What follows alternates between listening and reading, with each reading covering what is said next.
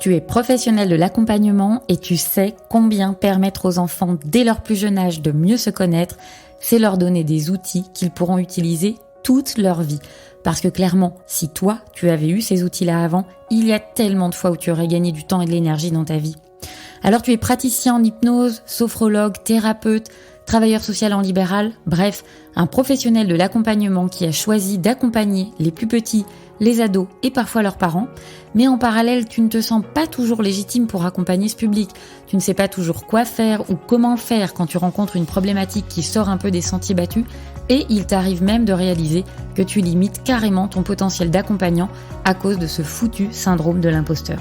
Mais en passant, quand tu te limites comme ça, rappelle-toi que ce sont les enfants et les ados que tu as envie d'accompagner que tu prives de tout ce que tu as à partager avec eux. C'est dommage, non ? Bienvenue sur Thérapeute Kids, le podcast réservé aux thérapeutes qui veulent accompagner les enfants d'aujourd'hui à devenir des adultes heureux et responsables demain. Si tu ne me connais pas encore, je suis Isabelle Ablin, la fondatrice de Kiddy Mind, une communauté et une plateforme en ligne dédiée aux professionnels de l'enfance. En solo ou accompagnée de mon invité, je partage dans ce podcast les meilleurs outils et pratiques à utiliser concrètement dans tes séances, mais également toutes les clés pour asseoir ta légitimité et incarner pleinement ta posture d'accompagnant. Alors installe-toi confortablement et c'est parti pour l'épisode du jour. Bonjour à tous, je suis ravie de vous retrouver pour cet épisode solo. J'espère que vous avez passé un bel été et surtout que vous êtes en très bonne forme pour reprendre la rentrée, reprendre les accompagnements et accompagner au mieux les enfants, les ados et leurs familles. Aujourd'hui, j'avais envie de vous expliquer pourquoi j'ai arrêté de faire de l'hypnose.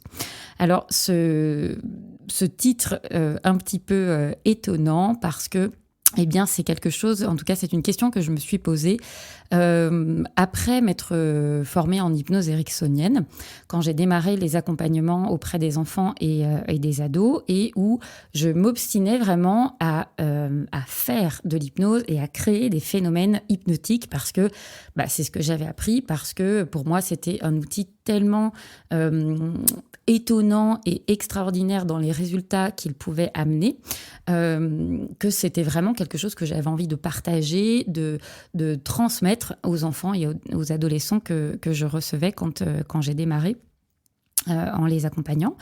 Et puis, je me suis rendu compte quand même, au bout de quelques séances, que je mettais beaucoup mon attention et mon intention aussi sur cette réussite, notamment des phénomènes hypnotiques. Et donc, ça me stressait beaucoup parce que, d'une part, ce que j'avais appris en formation, je trouvais que c'était pas toujours, voire même pas du tout adapté surtout aux plus petits. Les adolescents, c'est vrai qu'il y a pas mal de choses qu'on peut reprendre de ce qu'on apprend en formation classique d'hypnose, même si c'est nécessaire de l'adapter quand même pour susciter et maintenir l'intérêt de l'ado.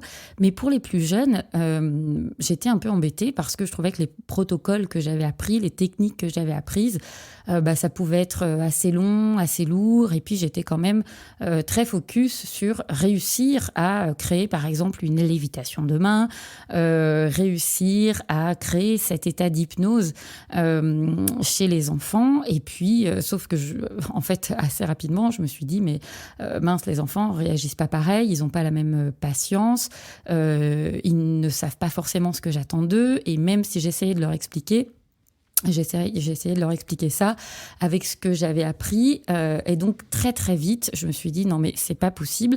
Je ne peux pas continuer comme ça. D'autant plus que, au-delà de vouloir faire de l'hypnose et réussir à créer des phénomènes hypnotiques pour qu'il se passe un truc dans la séance, j'avais l'impression quand même de passer à côté de l'accompagnement. C'est-à-dire que mon attention était vraiment focalisée sur le résultat de la technique et beaucoup moins sur l'accompagnement global. En fait, c'est comme si je regardais quelque chose d'extrêmement près et que j'en oubliais vraiment de prendre du recul et me dire, OK, comment je mets ces techniques-là au service d'un accompagnement plus large, d'autant plus que, vous le savez, j'en parle très souvent, quand on accompagne les enfants, là où ça peut être plus compliqué qu'avec les adultes, c'est qu'il y a souvent la demande des parents et la demande de l'enfant. Et donc, je me noyais complètement dans comment faire finalement pour à la fois réussir à faire ce pourquoi les parents venaient me voir. Hein. Les parents viennent chercher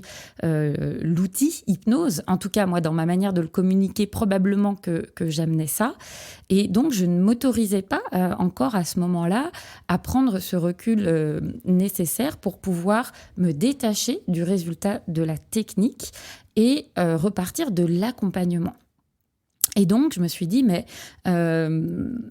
il y a quelque chose que tu sais faire depuis des années, finalement, c'est accompagner les enfants et leurs familles. Ça, c'est quelque chose que j'avais l'habitude de faire dans mon premier métier en tant qu'éducatrice spécialisée. Mais c'est comme si je l'avais complètement mis de côté pour pouvoir me focaliser, encore une fois, 100% sur la technique. Et donc, je me suis dit, mais stop, je vais arrêter de vouloir faire de l'hypnose et je vais repartir de ce que je sais faire, c'est-à-dire accompagner. Ça peut paraître évident quand on le dit comme ça, mais c'est quand même quelque chose que j'observe très régulièrement chez les praticiens qu'on accompagne chez KiddyMind. C'est cette envie de résultats. Et voire même au-delà de l'envie, cette peur que ce qu'on met en place, la technique qu'on a utilisée ne fonctionne pas. Régulièrement, il y a des collègues qui me disent « Oh là là, mais j'ai testé… la bascule avant-arrière et puis ça n'a pas pris du tout. J'ai voulu faire une négociation entre parties et puis en fait l'enfant ça finit par le saouler et puis hop il a rouvert les yeux, il m'a posé des questions, on est parti sur autre chose et donc je sais plus quoi faire et je comprends ça parce que finalement quand on est focalisé sur j'ai envie que cette technique-là fonctionne parce que je sais que ça peut produire des résultats chouettes, si l'enfant ne répond pas comme on aimerait qu'il réponde, on peut vite se trouver en difficulté si on est uniquement focalisé sur la technique. Alors que quand on repart de l'accompagnement et quand on repart de l'enfant, c'est pas grave en fait. Si on teste une technique, et je parle de l'hypnose aujourd'hui, mais je pense que c'est valable avec énormément d'outils qu'on peut utiliser dans ce type d'accompagnement. C'est pas grave en fait quand telle technique ne fonctionne pas, ok, il y a pas de problème. Il y a deux approches, c'est-à-dire que soit il y a un problème d'engagement de l'enfant, parce que peut-être qu'on n'a pas pris le temps d'évaluer la différence entre la demande du parent et la demande de l'enfant. Et donc peut-être qu'on va se retrouver à s'obstiner inconsciemment à vouloir répondre à ce que nous demandent les parents. Et puis on se dit, mince, l'heure tourne, ok, moi j'ai l'impression que l'enfant il a plus envie de jouer que de faire ce que je lui demande, sauf que dans une demi-heure, il y a les parents qui reviennent, ils vont me demander comment ça s'est passé, il n'y aura probablement pas de résultat, et puis pop, c'est le petit vélo qui se met en route dans notre tête, et puis on se met en mode stress. Mince, qu'est-ce que je vais bien pouvoir faire ? Donc la première chose à faire, c'est déjà de se poser la question, est-ce que l'enfant que je suis en train d'accompagner, est-ce qu'il a compris pourquoi je l'accompagne ? Est-ce que pour lui, il y a un problème ? Et si vraiment il y a un problème, qu'est-ce qui fait qu'il ne rentre pas dans ce que je lui propose ? Soit c'est parce que je suis en train de lui proposer un truc qui est vraiment, j'allais dire très chiant en fait pour lui, soit il n'a pas compris finalement l'intérêt, soit on n'a pas pris assez de temps peut-être pour s'intéresser à lui, pour comprendre ce qui se passe vraiment pour lui. Donc ça c'est vraiment important de venir vérifier cet engagement-là, c'est-à-dire que si concrètement l'enfant a vraiment une demande et qu'il y a des choses qu'il a envie de faire bouger, prenons le temps. Et même si effectivement on pourra peut-être pas faire ce qu'on avait imaginé faire sur cette première ou sur cette deuxième, troisième séance, c'est pas grave parce que ce temps qu'on va prendre pour vraiment donner de l'attention à l'enfant, prendre le temps de comprendre qui il est, ce qui se passe pour lui, comment il se sent, c'est vraiment quelque chose qui va vous permettre justement de gagner du temps par la suite. Typiquement, on peut utiliser Je pense notamment aux cartes émotions pour venir vérifier comment l'enfant se sent. Il y a des enfants qui ont même parfois du mal à exprimer le sentiment qu'ils ont à se retrouver avec un thérapeute qu'ils ne connaissent pas ou qu'ils n'ont vu que 2, 3 fois. Peut-être qu'ils étaient invités chez un copain ou une copine et puis ils se retrouvent là dans le cabinet et donc en fait ils sont dégoûtés, ils n'ont absolument pas envie d'être là. Et ça, si on ne prend pas le temps d'avoir ces infos, on passe à côté de quelque chose. Alors que si on arrive à avoir ce type d'information, on va pouvoir prendre le temps aussi pour remettre des priorités avec l'enfant, lui expliquer que bien sûr, on comprend qu'il aurait préféré être avec ses copains, mais que là, c'est un petit temps pour lui et que ce petit temps qu'on va pouvoir prendre ensemble, si lui aussi, il y met du cœur parce que c'est vraiment un truc qu'il a envie de faire changer, ça ira d'autant plus vite pour lui et puis c'est son quotidien qui va s'améliorer. Donc voilà, un des premiers trucs, c'est de vérifier l'engagement. Et puis, l'autre chose, c'est de vérifier bien sûr que la manière dont vous allez amener les outils, et notamment pour parler de l'hypnose en particulier, la manière dont vous allez amener les phénomènes hypnotiques, de vérifier que ce soit vraiment adapté à l'enfant. Et peut-être que ce sera plus intéressant de commencer par quelque chose qui lui paraît plus simple, qui lui paraît moins bizarre, des choses dont il a plus l'habitude, travailler avec des personnages, d'introduire des cartes, d'introduire des peluches. Voilà, il y a tout un tas d'outils qu'on va pouvoir utiliser pour amener du ludique. L'idée quand même, c'est que quand l'enfant vient nous voir, encore une fois, il aimerait certainement être ailleurs et faire des choses plus intéressantes.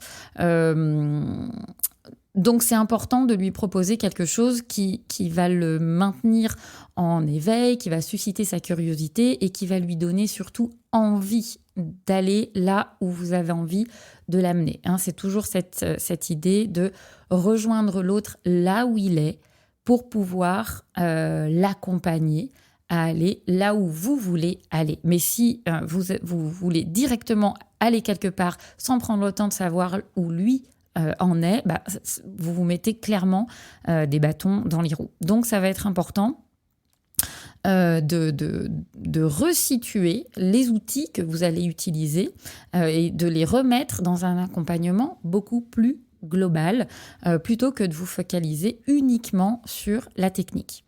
Concrètement, quand je dis de repartir de l'accompagnement, c'est-à-dire vraiment prendre ce recul, c'est de se dire « Ok, quelle est la situation de départ? Quel est le problème pour cet enfant? Qu'est-ce qui se passe pour lui? Comment il le vit? Où est-ce que lui a envie d'aller? Quel serait le premier petit changement qui serait déjà chouette pour lui, qu'il va pouvoir vérifier dans son quotidien? Et ça va nécessiter forcément de lui poser des questions. On va avancer petit à petit et on va pouvoir piocher dans les différents outils qu'on a à disposition.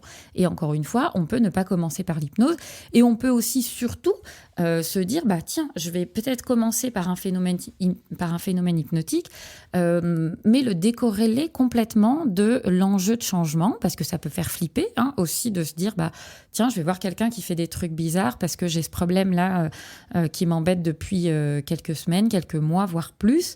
Et puis, elle me propose un truc dont j'ai pas l'habitude, l'hypnose. Alors, il y a des enfants qui ne savent pas du tout ce que c'est. Il y a des enfants qui ont aussi plein d'idées par rapport à ça parce qu'ils ont pu voir des choses à la télé. Donc, c'est important aussi de venir désamorcer les différentes craintes, les différentes objections, de connaître un petit peu les représentations que l'enfant peut avoir de ce que vous allez lui proposer.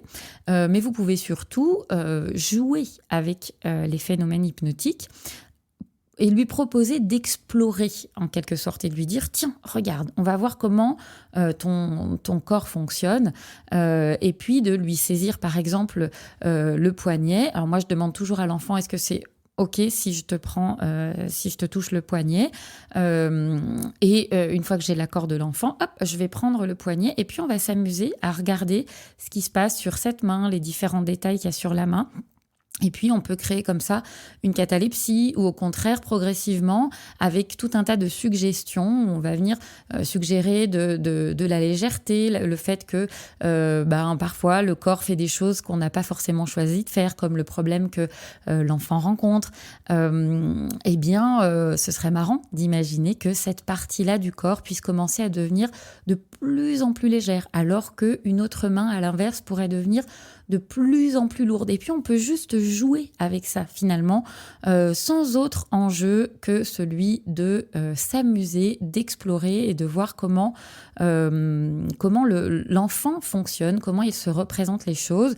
On peut bien sûr lui poser des questions, lui dire, tiens, si par exemple, ta main pouvait commencer à s'envoler toute seule, si elle devenait de plus en plus légère, ce serait comme quoi? Ça ressemblerait à quoi? Ou de quoi il y aurait besoin? Et vous allez pouvoir vous appuyer comme ça sur les métaphores de l'enfant pour que ce soit vraiment parlant pour lui et ne pas venir plaquer vos propres représentations. Et on peut s'en tenir là dans un premier temps.